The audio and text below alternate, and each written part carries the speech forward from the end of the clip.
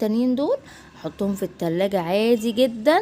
اول ما تدفى كده بس خالص، اجي ايه عصر عليها الاول عصرة ليمون. يا جماعة نسيت اقول لكم، نسيتوني الكلام اخدنا. احنا بعد ما المربى خلاص استوت على النار، هتشيليها وتهدى شوية، وتيجي حاطة عليها عصرة ليمونة معلقة واحدة بس، وتقلبيها تقليبة حلوة. وبعدين هتجيبي البرطمانات بتاعتك اللي عايزة تخزنها في الفريزر، هتحطها، هتلبس البرطمان كيس تلاجة، وتحطي الكمية اللي هي عايزاها في البرطمان، وتسيبها في الفريزر تقعد عندك من السنة للسنة. والباقي حطيته في برطمانين ازاز اهو زي ما انتوا شايفين كده.